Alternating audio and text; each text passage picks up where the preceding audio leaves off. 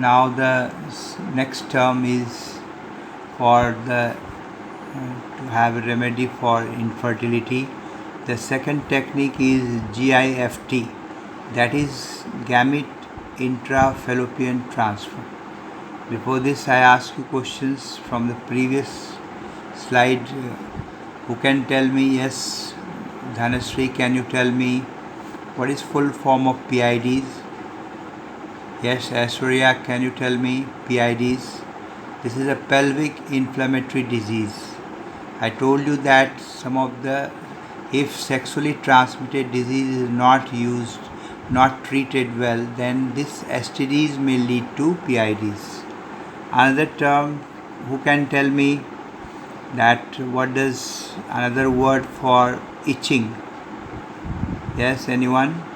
Itching, as I told you in medical term, it is known as pruritus.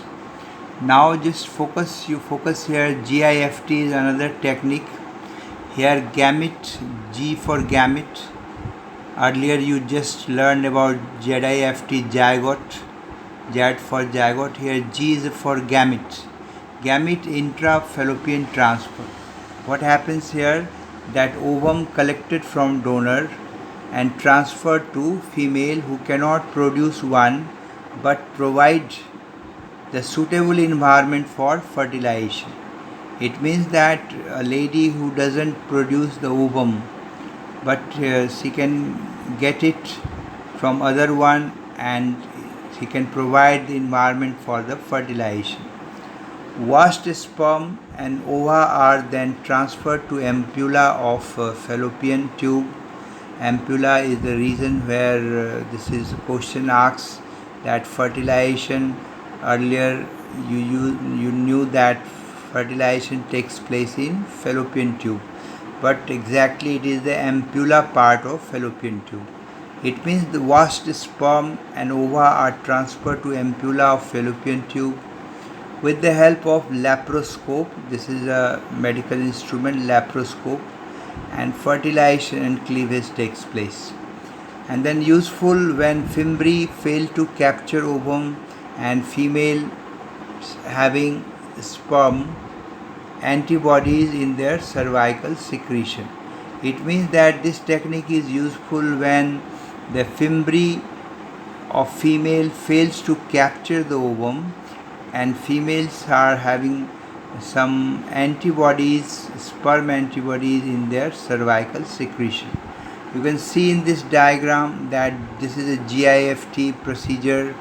Here it is a sperm and egg. This is a fallopian tube. So this is ovary.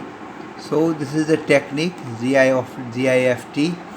This was the second method, second technique after ZIFT. This is GIFT. And the third one is this intracytoplasmic sperm injection, ICSI. Here that sperms are directly injected into the ovum in culture medium. This is the third technique. Once again I say that intracytoplasmic sperm injection, ICSI. Here in this technique a sperm is directly injected into the ovum in culture medium. Zygote or embryo transferred to the fallopian tubes or uterus.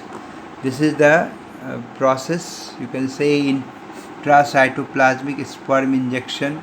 A micropipette of 60 microns wide uses gentle suction to hold the eggs. Then a single healthy sperm is taken up by even a smaller pipette microns. Third one, the pipette with the sperm is carefully inserted into the egg and the sperm is pumped out and the pipette is withdrawn, allowing the egg to fertilize.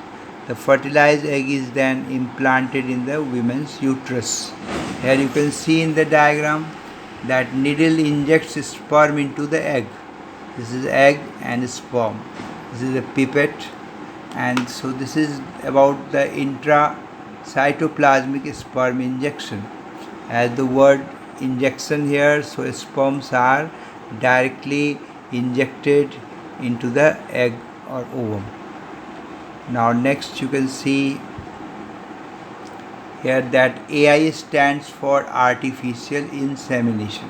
Semen, the word insemination has come from semen, that is AI. What is this? It is useful in case either the male partner unable to inseminate the female and because of very low sperm counts. As you read that oligospermia is a condition in which that the sperm count of male partner is very less. So artificial insemination is useful in case when the male partner is unable to inseminate. Even if he inseminate, then the sperm count is very less, that is oligospermia. And then the semen of female male partner donor is collected, concentrated and introduced into the vagina or uterus of female, that is intrauterine insemination, IUI. There are some drawbacks of this technique. These techniques are not possible with female with damaged uterine wall. It means that the female having, if their walls of uterus is damaged, then this technique is not possible. And it requires high precision, specialized, professional and expensive instrumentation, and so available in few centers and available to few people only. So this is another drawback, because if something is not available easily, then it is of no use. And this raised several ethical, emotional and religious and moral issues in the society. So this is another drawback of artificial insemination. In our society so many norms are there, ethical, emotional, religious and moral issues are there. Even a male with low sperm count, he also thinks about that my sperm is not sufficient to fertile a woman. So many issues are there, their families and ethical and emotional issues are there. So I explained you in nutshell, children, all these terms that we learn today: infertility, the sexually transmitted disease, and you can say how to get over this IV, how to you knew about this IV, in vitro fertilization technique, and this ZIFT, zygote intrafallopian transfer, or IUT, intrauterine transfer.